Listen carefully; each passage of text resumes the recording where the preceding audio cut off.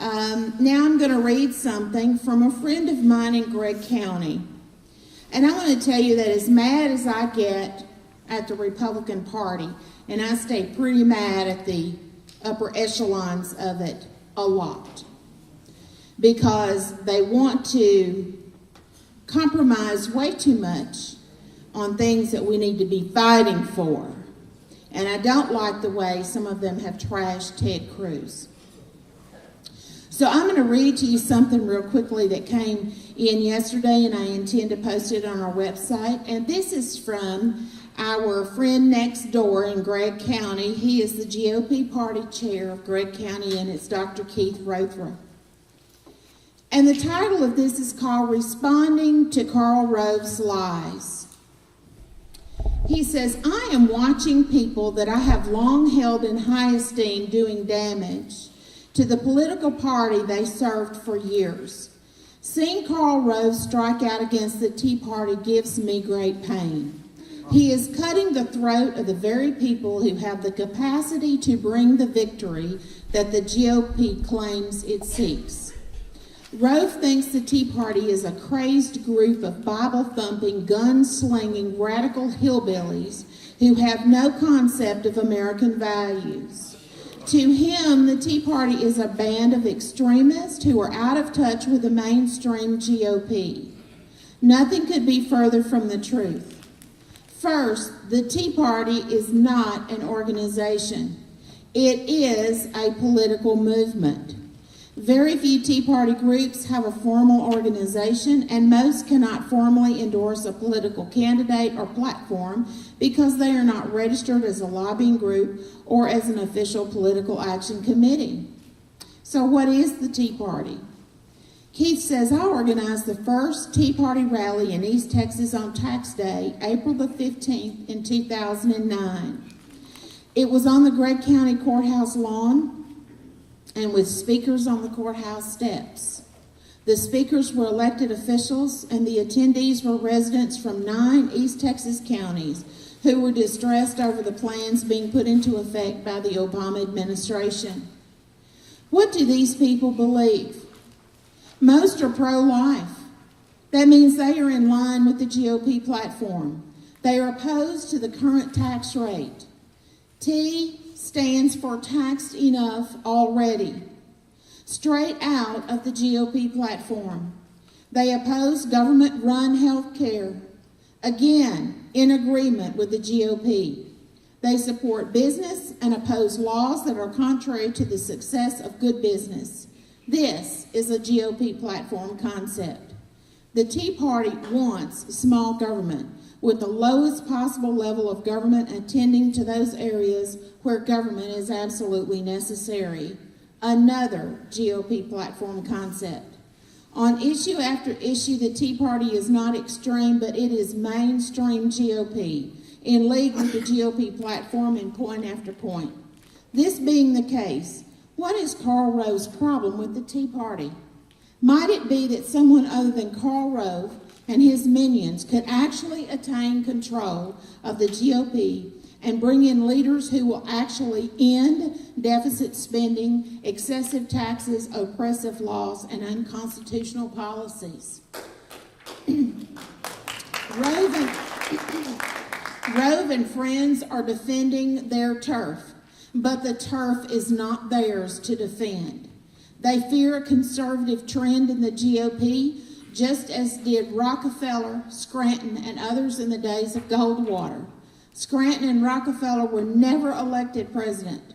It was only when the Reagan administration prevailed against them that the GOP reached its greatest restoration of American freedoms. When was the last time the people actually had a voice in government? Is it not time for the GOP to turn leadership back to the rank and file, even if Karl Rove might lose his seat of power? And I'm going to tell you, we're going to try to take it right out of his hands.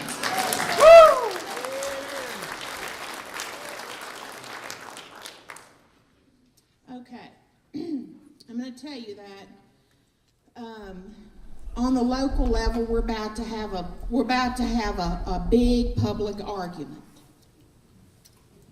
So when you see it, the match lit next week, you'll understand that it is after we have done everything we could to try to convince people to do the right thing without taking a wrong turn.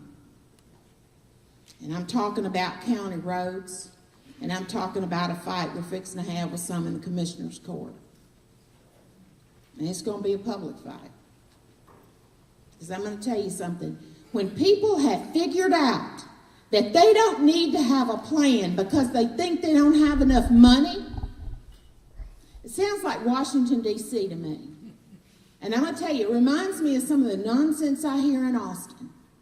And if there's ever a place that we need to have sanity and common sense in government, it is at the local level. So I'm going to tell you, next week, it looks like they're going to vote to hold a public hearing on the tax reinvestment zone, transportation reinvestment zone, where there's an opportunity to skim off local property taxes and sales taxes to send to the state to finish Toll 49. Now I'm going to tell you, if you go out there and you look in the parking lot right out here, there's a white F-150 Lariat pickup truck. It's got a toll tag on it. That's mine. And I use that toll tag. And I support toll roads if they're done right. And I drive them because you know what? I need to be everywhere. I need to be fast. And I need to be there with as fast as possible without having to stop every 2 seconds. So that's why I use toll roads. But I'm going to tell you what I'm not okay with. I am not okay with the people who live in rural parts of this county waiting and waiting and waiting and waiting for the day when somebody is going to make county roads a priority in this county. I am just fed up with it. So now I'm just telling you, it's coming. Now, I've been before the Commissioner's Court, I don't know how many times talking about this. We have talked about the need for a long-range plan for 5 years. There is not one. So I'm going to ask you, are you okay with the county giving your property taxes to the state? When I'm through with this presentation today, you're going to know why the state of Texas does not need your local property taxes for transportation. You'll be crystal clear on that, okay? But before you even see it, how many people in here want your property taxes to go to the state? How many? Any takers? All righty. Now, the name of this presentation, and Clint, you can go ahead and bring it up. Somebody, anybody. It is called Texifornia, Closer Than You Think. And the reason that I have that kind of title on this is because we have been sold what I call the Texas fairy tale. You know, we've got a lot of elected officials who run around going, you know what, Washington, you need to look up there. Don't look here in Austin, look in Washington, because that's where all the problems are. Everything's fine, move along, there's nothing to see here. In fact, a lot of the folks that are running for statewide office, you would think they were running against Barack Obama. Because with all of the issues we have in the state that we need to address, instead of them addressing the issues and providing solutions as to how they're going to solve some of the problems, they keep telling us that Washington is dysfunctional. Washington is broken. Washington spends too much, regulates too much, lies too much. You know what? We get that, don't we? We already get that, and we've gotten that for a long time. So what I'm doing on the Life, Liberty, and Property Tour with some of the other statewide leaders is we are focusing on the missed opportunities, the squandered opportunities that we've had in Austin for at least the last 2 sessions. So I'm going to hit the high points of those with you today. And all of this is sourced. None of it is something that I just dreamed up because I didn't have anything else to do. Now, I'm going to remind you that in the primary of 2012, The people of Texas who voted in the primary, 94% of Texas voters want spending limits on government. 94%. I can tell you that Austin, most of Austin, is completely tone deaf on that matter. But the good news is some of the biggest spenders, like Senator Tommy Williams, who was chair of the Senate Finance Committee, is leaving. He resigned. There will be a special election. So one of the big Republican spenders is leaving. Jim Pitts, who was chair of the House Appropriations Committee, is also retiring. He's not coming back. So I will tell you that some of them who just don't have what it takes for a big primary fight, they know that they're about to be challenged, and we've got a lot of good challengers on the ground that are running for office right now.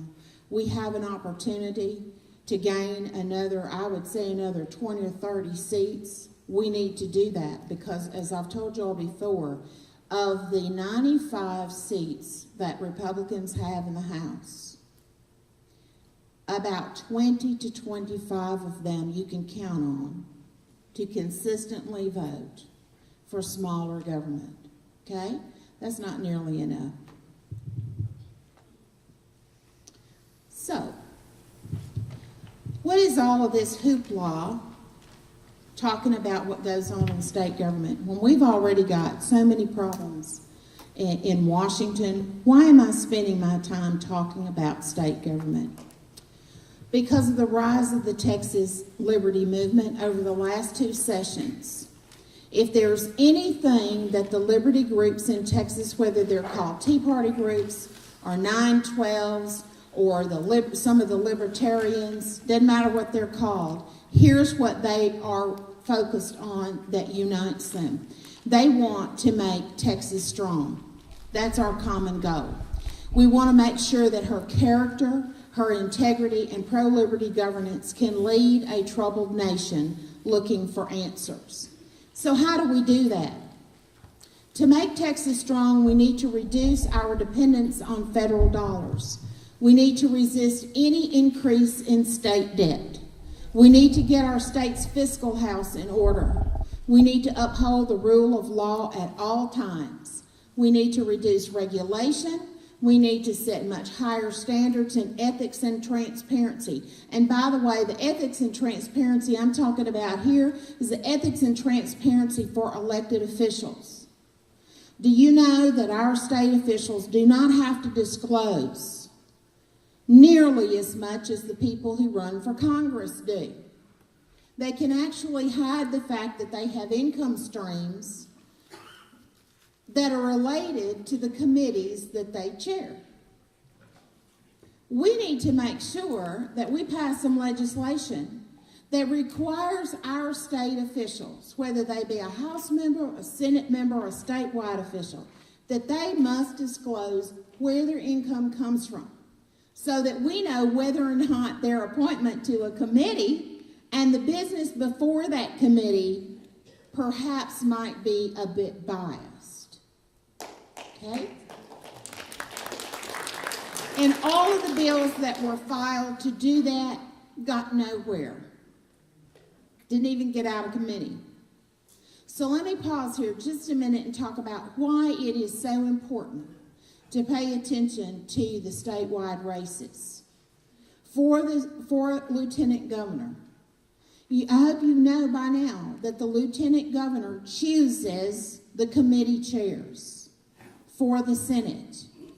The Lieutenant Governor actually has the power to predict the outcome of a legislative session just by the way that he or she appoints a committee chair and stacks a committee, because the Lieutenant Governor also decides what committee bills are sent to.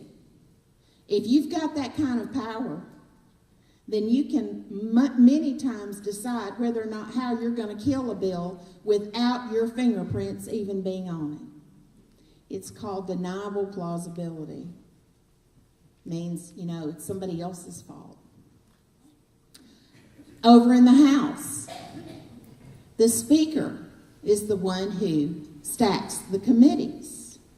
And so what we've got to do is we've got to be very, very aware of who we send to Austin. Did you know that in this election cycle, in March of 2014, we will have the opportunity, because most of the time, the March 2014 election really decides who's going to be in statewide office. 7 of 9 statewide offices are on the ballot. Only one of those contains an incumbent, and that is for lieutenant governor. So we have an opportunity, and if we are very smart in the Texas Liberty Movement, we will be able to decide the direction of Texas. But it does not mean that we just wind them up and go off and do something else. Because as our founder said, if we the people don't pay attention to elected officials and hold them accountable for what they do, they're all conservatives, y'all. When they run in a primary, they're all conservative. Everybody's a conservative. But you have to look at the voting records, and that's what we're going to do. The last thing here is we need to resist unconstitutional federal overreach. And that means using any means possible and testing it in the courts to exercise the 10th Amendment. And it also means to back off of those federal dollars. So let's talk a few minutes about federal funding. If you look at the history there of the amount of federal funds we have to balance our state budget, you can see here that Texas is not as independent as a lot of our leaders would have you to believe. If you look there in the 2010-2011 biennium, you see that big spike there to $72.6 billion. That is because Texas took the federal stimulus funds. So then the next year, when they talked about all the cuts they made, about $12 billion of the $15 billion in cuts were because we weren't getting that one-time federal stimulus. So you have to be real careful, because sometimes our definition of a cut and their definition of a cut are not the same. But look here for the 2014-2015 biennium. We are back up to $69 billion of federal funds to balance our state budget. That is 35% of the state budget revenue. I'm going to ask you, is Texas as strong as it needs to be with that much federal money in its budget? No. Okay. So when you think about the way that Texas spends tax dollars, we have to think about this in a new way. It's not simply to just talk about limiting government the way we did 20 years ago or 15 years ago or even 10 years ago. It's more important than ever because of what we have in Washington. How many people here thinks we're going to soon figure out how we're going to settle that $17 trillion in debt? How many? Anybody think they're about ready to figure that out? Okay, so it's a really serious thing. That has a real impact on Texas. What happens if we don't get a quarter of the federal money we're used to? You think anybody would be shrieking down there in Austin? Oh, yeah. What about half? What about 3/4 of that? We're talking about some people who are running around not knowing what the heck they're going to do. Well, you know, that's why I'm a person that really talks about planning, whether I'm talking about that to the commissioner's court or to state government or at the federal level. If you don't plan in advance, if you see a big problem out there in front of you and you just sit there and you don't do a thing to plan, when you hit the wall, you're going to hit it really hard. Why don't we have a state hiring freeze right now? Why didn't we have it back in the 82nd? Why didn't we have it in the 81st session? Do we really need all of the state positions that we have filled in state government? Probably not. But nobody's asking that question. So what does all this mean? It means that Texas has failed the test when it comes to making Texas strong based on the issue of federal funding. Texas is 11 in the nation. We're near the top in ranking of the states that are most dependent on the federal government. 11th in the nation. And what makes that even worse is that we have not been a donor state to the federal treasury since 2008. Now let me define that. You hear a lot of officials say, well, you know what, if we don't take the federal money, somebody else is going to spend it. Besides, oh boy, we send a lot of money to the federal treasury. Well, yes, we do. The people of Texas and businesses in Texas send a lot of tax dollars to the federal treasury. But we've been taking more out of the treasury than what we've been sending in since 2008. What does that mean? That means the state of Texas, our hand is on that shovel digging the hole too. Okay? Resisting an increase in state debt. According to the Legislative Budget Board, our state debt equals $40.99 billion. It's an increase of $22.81 billion, or 125% increase in state debt over the last 10 years. 125% increase in state debt in the last 10 years. Now, the John McCain of the Texas Senate, that would be Bob Dewell. Senator Bob Dewell is the John McCain of the Texas Senate. He says, you know what, that state debt doesn't matter because just look at all the money we got rolling in. Debt doesn't matter because we've got money rolling in. That's why Bob Dewell needs to be retired this cycle. I'm just going to say it flat out. He needs to be retired. He is a Republican who has lost his way. In the 2010 Grant Thornton audit, which was an audit that was done of the state on the state's transportation debt, the Grant Thornton audit said that the debt path Texas is on is unsustainable. This was reported in an April 2012 Associated Press article, and it said that Texas leads the nation in road debt.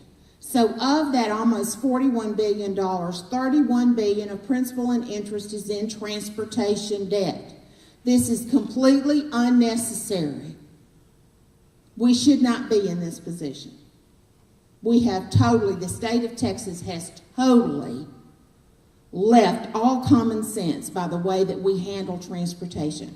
And if there's somebody in the audience from TxDOT, if you want to debate me on it sometime, you just please name the time and place. And I have a panel of people, including me, and we'll debate you on it. And we'll see what the people in Smith County think about it. Because I'm going to tell you, we can't keep doing what we're doing with transportation when transportation is a core function of state government that is not being made a priority. I'll take questions when we get done, Richard, if you don't mind. I didn't understand your chart. What about my chart? Well, the $31 billion on road debt, is that included in the 40.99? Yes. So, another important point to note here is that the state of Texas has more debt on the books than the U.S. Postal Service. Now, that's the point I like to go into groups that are not as up to speed on the issues as you are, because they're going, what? But yes, that's true. And I make that point to show you all how far down the road we've gotten with this, with Republicans in charge. Now, am I saying this just to be mean to the GOP? No. I love Texas. I'm the only native Texan in my family. Daddy says that's why I'm so hard-headed. But I will tell you all that for the United States of America to continue the path it's on, the American people are going to need to have a place they look to that's doing it right. And that needs to be the state of Texas. So we got a little housekeeping, a little house cleaning we got to do. But I will say that we did have a win this session. because the liberty movement in Texas stood up and said no to century bonds. You all will remember Governor Perry and some of the folks down there wanted us to go to 100-year bonds, century bonds, to fund transportation debt. And we said no. We had a press conference in the Lieutenant Governor's press room on April the 15th, and some of you guys were there. And we said, this makes no sense for the state of Texas. Well, see, by that time, they had trotted out the Dallas president of the Federal Reserve as their resource to say, this is a smart thing to do. And Miss Sassy Pants here said, you know what? The Federal Reserve has done such a jam-up good job with the national economy. We don't think we need the Federal Reserve setting policy on debt for our state legislature. So that bill got nowhere. And I think it's because we really, that was really in the media down there. Here's another warning for you. We have some trouble ahead, and it has everything to do with local debt.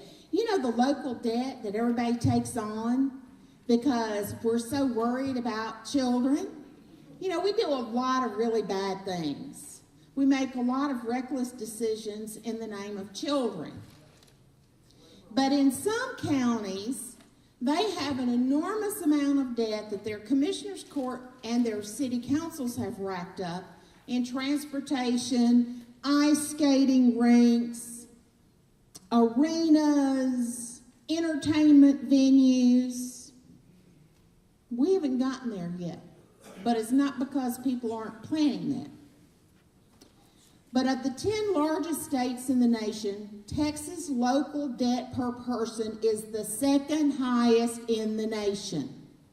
We are behind New York, but we are ahead of California, Illinois, and Michigan.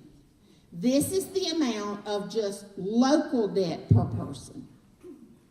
So you add on top of that the state debt and the federal debt, somebody's racking up a big old credit card bill.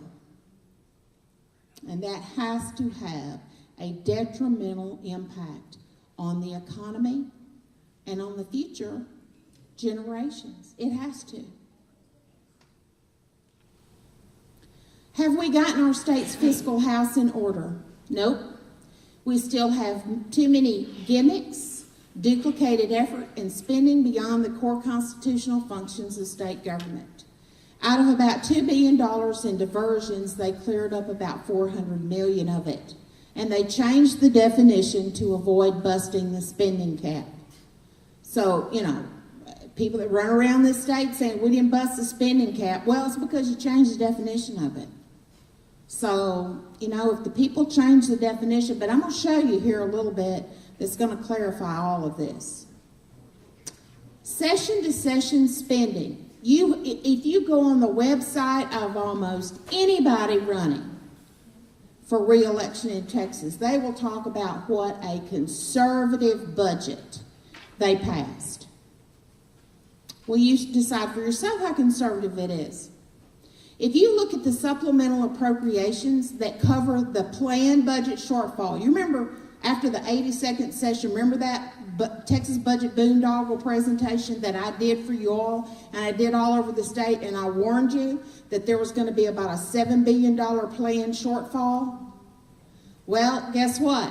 Whenever the comptroller said, well, guess what? We've got an $8 billion surplus. Guess where that surplus went? To pay those bills that they didn't pay the last session. Remember the counting gimmicks? Remember I told you that they pushed forward by one accounting day a payment to the foundation school program so that they wouldn't have to count it in the last biennium budget? When you do accounting gimmicks and tricks like that, you still end up having to pay the bills. So here's what they did. They had supplemental appropriations to cover that budget shortfall from the last session, plus they had new spending, which included dipping into the rainy day fund. So there was a 24% in general revenue spending, session to session spending, a 24% increase. Does that sound conservative to you? But we've made progress, because on the Senate side, we had 4 Republican senators voted against the budget. There's enormous pressure. You have to vote for the budget, because they tell you, if you don't vote for this budget, you're telling your people in your district that you don't care about funding your public schools. Really? That's what they tell them. But in the House, we had about 31 House members that broke ranks this time for the first time and voted against the budget. Last time, I think we had about 3, one of them being David Simpson. You can count on David Simpson. If there's something really rotten in Denmark in that budget, he's not voting for it. His conscience won't let him. And he also speaks out against it all during the session. So it's no surprise to anybody when he votes no if they have decided they aren't going to listen to common sense. So just think about it, a 24% increase in spending. Now, this is a chart. You can't see it. I'll tell you where to get it. If you go to Texas Public Policy Foundation's website and you look up Chuck DeVore, if you look under Chuck DeVore, he is one of their policy analysts. He used to be from the left coast. He was a California assemblyman. You see him on Fox News. He's on Fox Business a lot. Anyway, Chuck is a brilliant man. I'm glad that he's a Californian who came to Texas because he brought the right values with him. But this is Chuck's chart. We decided in the Conservative Budget Coalition, of which the Tea Party Caucus Advisory Committee, of which I'm chair, is part of. It's Texas Public Policy Foundation, Empower Texans, and some of the conservative fiscal groups got together and said, you know what? We're going to put out a document ahead of the session saying this is what a conservative budget would look like for 2013 and going into the future. We did a lot of research and gave them some examples of some cuts and some consolidations they could do to get spending under control. So we gave them a heads up. We provided solutions. Okay, some of those they took, most of them they didn't take the time to do. Because what we have during a session is what I call the Great Budget Cram Down. They wait until the last minute, and boy, everybody's in a hurry, and you have to vote on this budget. You have to do it now because we're out of time. Well, there's this thing called a special session, and what I'm really urging them to do is if you get the budget crammed down from the appropriators in the House and the Finance Committee in the Senate, and it's got a bunch of stuff in there that is against everything you believe in, then y'all need to get out on the steps of the Capitol, and you need to just say so. And you need to whip as many votes as you can to vote against it, so that the budget fails, so we actually have to have a special session where we have 30 days where we debate how and why Texas spends money. That's the only way we're ever going to get a handle on this. The other issue that the Conservative Budget Coalition has talked about, which happens to be an idea that came from me, and that is a restructure of state government. State government needs to undergo a restructuring process, and it looks like this. We look at every department, agency, and program, and we do a core constitutional function test on it. If this department, agency, or program is not a core constitutional function of Texas state government, we shouldn't be doing it. It should be put over here to the side to be eliminated. And then after that, after we've done all that house cleaning, which would take quite a bit of time, then what we need to do is we need to see then of what we have left, what can be consolidated. There are numerous departments, agencies, and programs that are under the big core constitutional function headings that can be consolidated to do what? To save you money, so that we don't have a 24% increase in spending. So I talk about the state's core constitutional functions. Here they are. Public education. is a core constitutional function of state government. Now, you may disagree with that. I had a man that wanted to debate that with me. I think it was in Odessa. And I said, sir, I understand that education is the God-given responsibility of a parent to a child. I get all of that. But the public education has been around in the United States for a long time. So my goal is not to try to untangle something that was done centuries ago. My job is to try to get government limited. And so my goal is to remind people that public education is not a core constitutional function of the federal government. There is nowhere in the Constitution can you find education. So the Department of Education should be eliminated. Another core function of state government is transportation. The justice system of criminal and civil courts, which includes your law enforcement and your corrections system of state prisons. Management of natural resources. Let me pause here a minute to give you an example of where we need some consolidation. Did you know the state of Texas has at least 38 different departments, agencies, and programs that manage natural resources in the state of Texas? And if you vote for Prop 6 and it goes through, bingo, you got another one. So when I had my heated debate with Chairman Ritter from the Natural Resources Committee from the House, and I asked basic questions. For example, I'm sitting here with the Legislative Budget Board's fiscal note. You know, every bill has a fiscal note. You know what that is? That's a report that tells the legislators how much this piece of legislation is going to cost the people of Texas.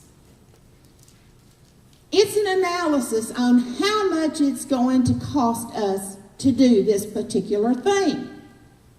That's a reasonable expectation, don't you think? So when I'm looking at the fiscal note on a bill, and I ask a chairman, why in the world, when we have 38 different departments, agencies, and programs that your committee is supposed to be overseeing in the first place, why are we adding more people? Why am I looking at a fiscal note that says that this thing you're going to do with water is going to add 32 more people? You know what his response to me was? Well, JoAnn, you know, the LBB gets carried away. You know, it probably won't be 32. I went, no, in my experience, it'll probably be 64.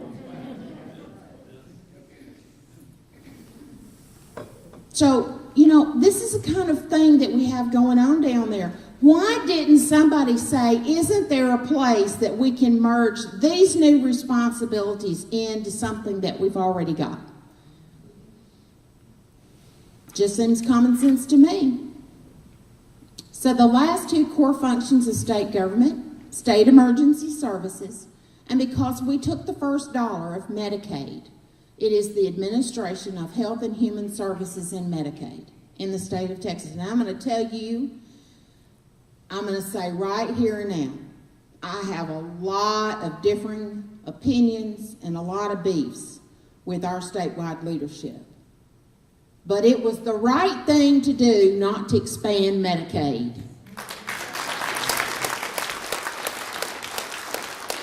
And we had to really fight, because I'm going to tell you, there were people in the GOP leadership in the caucus that really tried several times to have riders attached to bills that would have expanded Medicaid in the state of Texas. With what's going on in other states now, you know, like 6 people have signed up on the first day, signed up for the Obamacare exchanges. But guess where they're going? As we predicted, they have all flocked to Medicaid. It will bankrupt some of those states.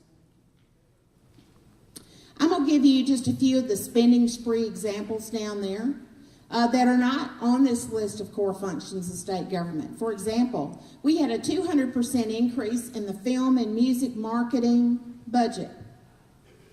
$95 million to the film and music marketing group.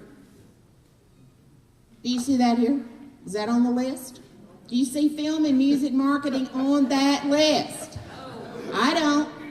Okay? Emerging Technology Fund, $57 million more dollars. $120 million more for the Texas Enterprise Fund. This is corporate welfare. This is doing the same thing that Washington does, picking winners and losers, and they're usually pretty rotten at picking who's going to be winners. They usually end up being the losers, and guess what we pay for? So I'm going to ask you a Liberty question here.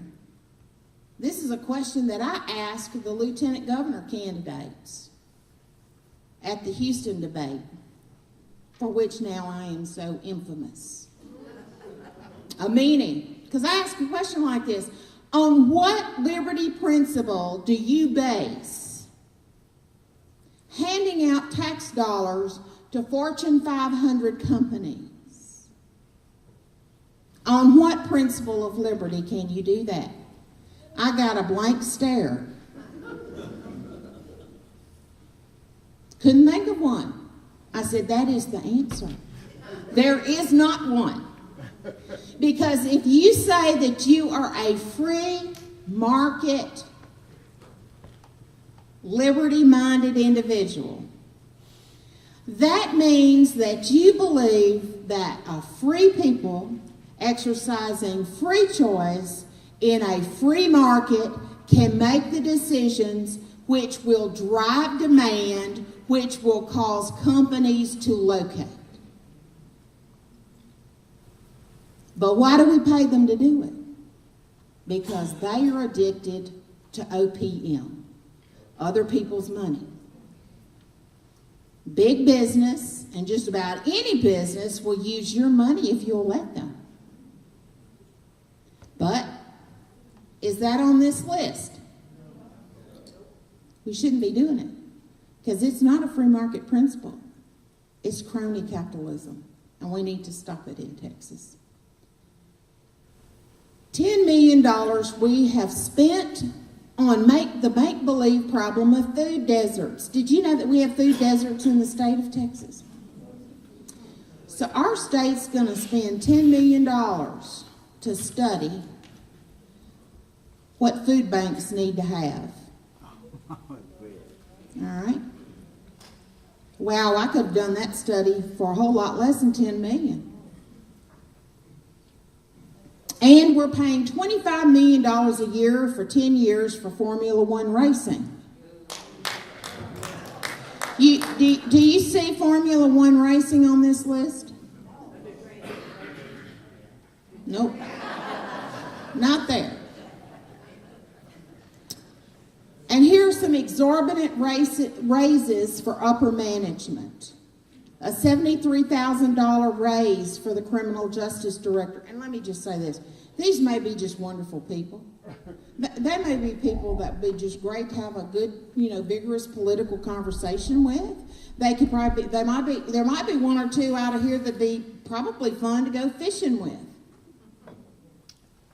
But a $73,000 raise? A $35,000 raise for the HHS commissioner who was just on the job a few months.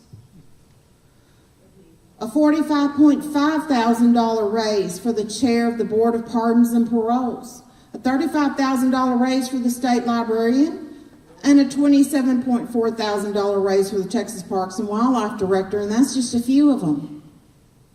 So I'm going to tell you, when the state of Texas, okay, so you've seen this. And I've already told you about the 24% increase in spending. Does the state of Texas need to come to Smith County and pick your pockets to finish Toll 49? So do y'all understand why I'm as excited about that concept as I am? Spending down the people's savings account. The lawmakers also spent about $4 billion from the state's rainy day fund. And if the water spending is approved by voters in November, almost half of the current balance of the state savings account will have been spent as a result of this session. And the bottom line to all of this is that it makes Texas vulnerable. Does any of this that I've told you, does it make Texas stronger? Okay. Do we uphold the rule of law at all times in the state of Texas? No. There was no legislation to track the cost or lower the cost of illegals to social services. None of that ever got out of committee. In fact, it was said, this legislation will not see the light of day. No progress has been made on banning sanctuary cities to provide support for law enforcement or to fight human trafficking and the drug cartels. And I will remind you that in June of this past June, in the Fort Worth Star-Telegram, there was an article that was titled, "Dallas-Fort Worth Becomes Hub for Mexican Drug Cartels." Oh. Now, Dallas-Fort Worth is not on the border. So for all of those bright lights that keep talking about how, pointing to Washington and saying, golly, that's a federal problem, have we done anything in the state of Texas to stop the magnets that draw people here? Nope. In fact, we allow hideouts. And I'm not talking about your gardener, your housekeeper, your cook, the lady that does your nails. I'm not talking about those people. If they're here illegally, they've broken the law. What I'm talking about with sanctuary cities is I'm talking about providing a place for terrorists to hide out and for the cartels to operate with immunity. And if you talk to the men and women on the ground of state law enforcement, they will tell you that they don't believe state leadership has their back.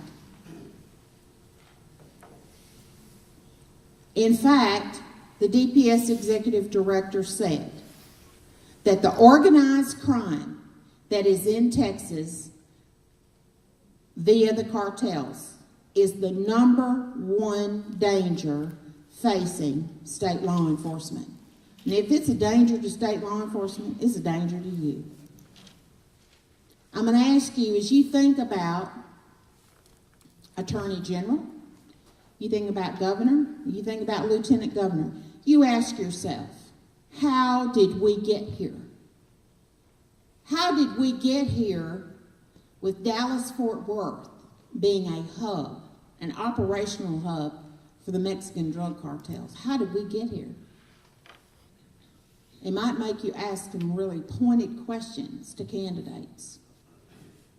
I will say this, that Representative Van Taylor numerous times stopped the attempts to give driver's licenses to those here illegally, because there were several attempts of that. We won't go over all that. Let's talk about some things that we got right. DPS officers got a raise. I supported that because state law enforcement was far, far, far behind Metro PDs, the pay of Metro PDs. And we were absolutely losing some of the very best law enforcement to Metro PDs. So if you look in the context of what the dangers that we've got coming over the border into Texas, I hope you're like me and you hope that we have really got the very best law enforcement on the ground representing our state in Texas. We need that. They reduced hours for concealed handgun license renewals. I supported that very much. I did have somebody say, well, JoAnn, don't you think that's dangerous? I said, well, the liberty response to that is, why do we have to have a concealed handgun license in the first place? I don't remember reading that in the Second Amendment. I will tell you that our retirement funds, the teacher retirement fund and the employee retirement system is still underfunded. We made some headway with that, but at the beginning of the session, the teacher retirement fund was $27 billion underfunded. The Texas Tomorrow Fund, which is that fund if you've paid into it for a child or a grandchild, it is $644 million underwater. So if everybody made a run on that, they wouldn't have the money to pay it. All pro-life legislation was killed in committee and regular session. And the messy special session that made Wendy Davis a liberal Democratic rock star was completely unnecessary. And if you want to know why I believe that, I can sure tell you that, and I can show you where you can go to see it on video in the archives of the Senate. Badly handled. Campus carry and open carry was killed in committee and was never brought up for special session. Are y'all hearing what I'm saying? The TSA and smart meter bills died in committee. Eminent domain reform died in committee. There was no return to pay-as-you-go for transportation. The legislature passed an increase to their pensions because they're tied to the state district judge salaries. Cuts were made to CPRIT fund. The cuts that were made to CPRIT were reinstituted, and by the way, the Cancer Prevention Research Institute that is under criminal investigation was given a green light to start giving grants out again, just this past week. The big three in state government gave that approval. So squandered opportunities for tax relief. Remember I told you at the very beginning of this that 94% of the people voting in the Republican primary said that they wanted tax relief. They wanted spending limits. We got $500 million for business, and we stopped the system benefit fund collections, which had about $832 million in that fund, I believe. But the distribution was made to low-income households who never paid into the fund to begin with. And they call that tax relief. So did you hear what I said? About $850 million in the system benefit fund, which is that fund that you pay, your utility bill has a fee on, that was supposed to go to do two things. Help people who needed help with the needy pay their utility bills, and to also educate you. If you didn't have sense enough to know how to pick your electric provider, they were supposed to have classes to teach you how to do that. Well, you know what? There's a website that all you have to do, if you can read, you can figure out how to do it, and it didn't cost the state a thing.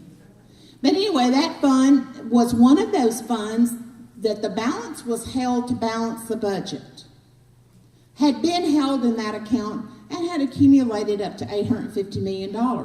Well, they decided to do away with the fund and to distribute the money, calling that a tax cut, tax relief. Well, the fund is being distributed to people who didn't pay into it. That sounds like Washington to me. And now we require schools that have more than 80% of their students qualifying for free or reduced breakfast to provide breakfast for free to all students. And we got no taxpayer protections, no spending limits, no appraisal caps, no zero-based budgeting. So is Texas becoming more like California? Yes, we are. That's where I get that Texifornia from. If you look at the spending here, and this is on hardhatters.com, I would ask you to please start frequenting hardhatters.com. There are 3 young people who are amazing investigative reporters, and they source all of their information for their articles. They have actually taken CPRIT, that Cancer Research Institute fund, and they have looked at all of the folks who've gotten the millions of dollars in funding and traced it over to show you what statewide elected official has gotten campaign contributions from those same people. And on the Enterprise Fund and the Emerging Technology Fund, which is the corporate welfare, they've accumulated all the companies and principals who got that funding, the tax dollar giveaway, and have next to that shown you how many of those gave substantial campaign contributions to statewide elected officials. I'm just saying, inquiring minds might want to know. So Texas is going Sacramento. What does this mean to you? It means we need new leadership, and we need a state business plan.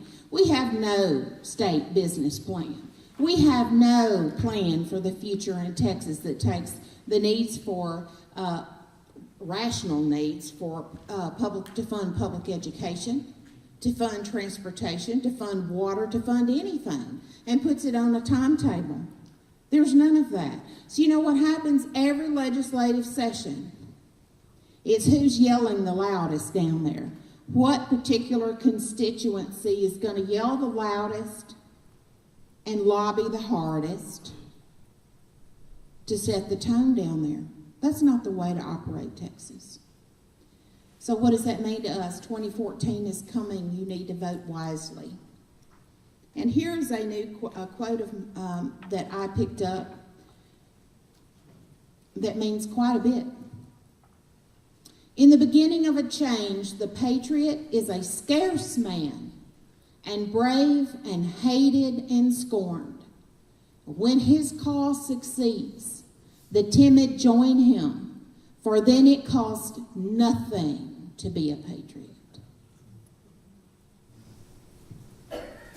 And every time I read that, I think about Ted Cruz and Mike Lee.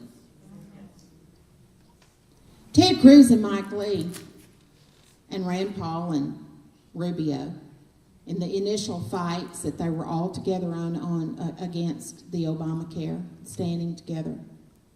They've been proven absolutely right on every bit of it. It was just a really messy argument. And it was made messy because when your team, leaders on your team come out the first day and they say, we can't win. We don't have the votes. We can't win. That gives aid and comfort to the enemy. Y'all just remember that when you're giving campaign contributions out. Okay, that's the end of that presentation. I hope after the end of that, you know why it is so important for us to look beyond the campaign rhetoric and what's on push cards and what's on TV ads and radio ads. You have to look at the voting records of these people. You have to look at what they said they were going to do if you would just trust them, and then look at what they produced. And I'm going to say again, I hope you see now why it is so important for us to hold the line at the local level. We cannot afford in Smith County to give local property taxes and sales taxes to the state of Texas to finish Toll 49. We can't afford it. Because you know what? About 60% or more, I don't know because I can't get any statistics on this from the county. But last time I was keeping the statistics, about 60% of the county roads were rated bad and poor. We have county roads, miles of county road, and I'm going to tell you how many miles we've got.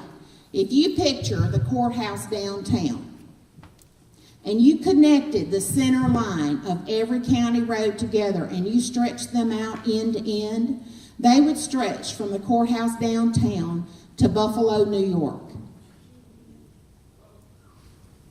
That's how many miles.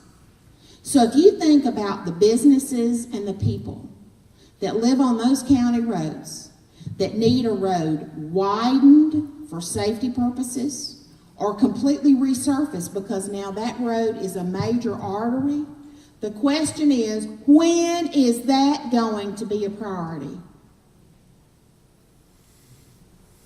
The priority of county government is to take care of county business, not to siphon our money off and give it to the state so that they can keep doing some of this stuff. I'm going to tell you, there are a lot of special interests in town, and some of them, I'm sure I agree with them on some points, and they're going to be twisting arms for this. But I'm going to tell you, it's going to be a campaign issue. People running for county government, this is going to be a campaign issue, period, for Grassroots America. All right, questions. And if I don't know the answer, I won't make up the answer. I will try to find it for you. This is a two-part question. Is Kevin Eltife supporting Amendment 6? Where is all the money coming from backing this amendment? Well, the money is, yes, Kevin's on record, Senator Eltife is on record supporting it. And the money is coming from a variety of PACs. If you go to the Prop 6 information, you can do a Google search on that and you can find it. It's a group, the Realtors PAC. There are some contractors, and you know, there are people that are going to benefit from it. You know, and isn't that the American way? We try to twist arms and get something on the ballot that we're going to take, you know, that we're going to benefit from. But I'm going to tell you, it's not a question of whether we need a water plan. We need a water plan, but we need the right plan. We need a plan that's got statutory limitations on it so that we don't fund ice skating rinks with this money. There are enough holes in that. And we asked during the session. And I will tell you, conservation is an important thing too. Rural property rights is an important issue in this. You don't want the big metro cities to be able to get the priorities, all the big water priorities, and here's rural Texas sitting here having its water sucked off to fund the big cities that don't have any conservation plans. So if you go to our website, there are 12 reasons that we articulate. There's another website, Independent Texans. Independent Texans is fighting this along with David Simpson, Van Taylor, some others, Terry Hall, and Grassroots America has joined that coalition. So I'm just saying, y'all need to be up to speed on it. There's a right way to do things and an absolutely wrong way, and taking this money out of the rainy day fund is the wrong thing.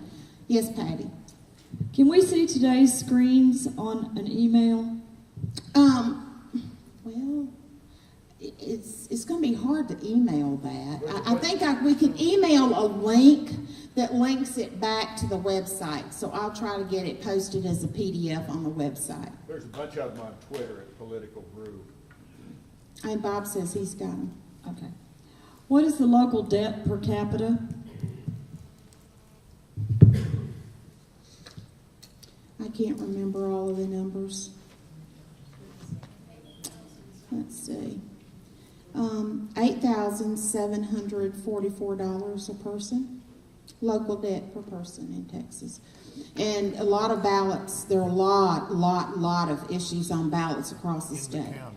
What, in the county? I don't have that. You can find it on the county website. Now that will include, though, you've got to include the school district that you live in, which is going to be a majority of that debt, school district, particularly if you live in Tyler ISD. It'll be made, and the city of Tyler has no general obligation debt. It has some revenue bonds, but it doesn't have any general obligation debt. Will this presentation be posted on our website? Yes. As you define core constitutional functions, veterans and service members do not appear. So it's common sense to dismantle all Texas veteran seniors services. Given the gaps in federal systems and 200,000 veterans coming home to Texans, where do you see them getting the care and support they need, and what about their families? Well, certainly anybody that knows me knows that I'm not talking about gutting veterans programs. I'm just saying that veterans, and there needs to be a better working relationship between the federal government and state government and local government where veteran services are. There's a lot that can be done there to improve that. And I'd be happy to talk to you about some of those things. But I didn't find anywhere in the state constitution where there was ever authorized, but I will tell you this. We have authorized over and over tax breaks for veterans, which I wholeheartedly support that. And here's why I do. because the federal government does such a rotten job of taking care of veterans. We need to take care of that. So let me just clarify that point here. Nobody leave this building today saying that JoAnn Fleming doesn't support veterans. Okay? I want to make that really clear. I'm talking about the waste that's up there. I certainly don't believe that veterans are a waste. I'm going to tell you, if there's anything that we need to get right, it's supporting veterans. And the only reason that I run around on your dime and on my husband's dime to do this for free is because I am doing it to honor what veterans have given us. And that's liberty.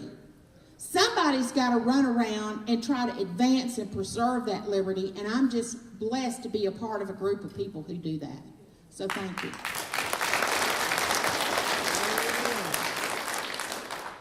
Can we do anything about unfunded mandates?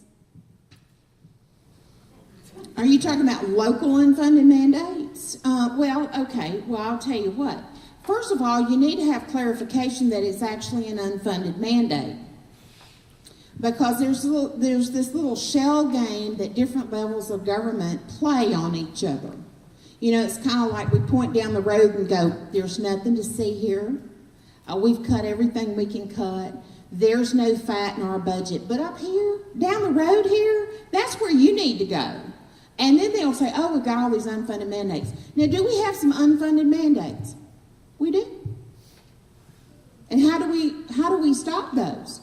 Well, we pay attention sometimes to what our local people are asking for. Because I'm going to tell you, there's a group of people that think the function of a state representative or a state senator is to be Santa Claus and bring some goodies back home. All right?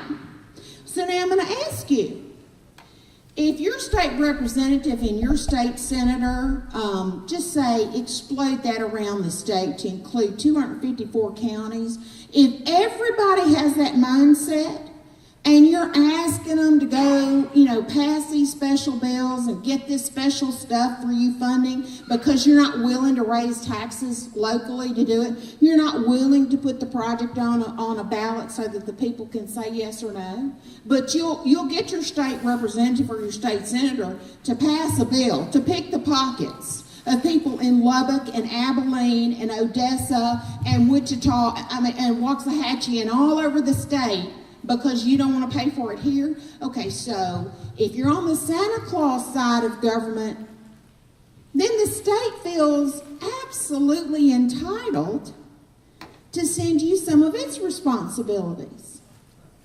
It's called horse trading. That's how it goes.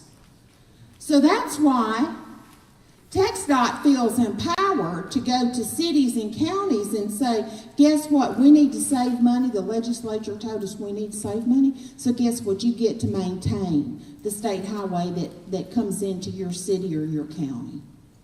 And they call that saving money. So how do you get rid of unfunded mandates? Well, you have a clear understanding of what the core statutory responsibility is for every level of government.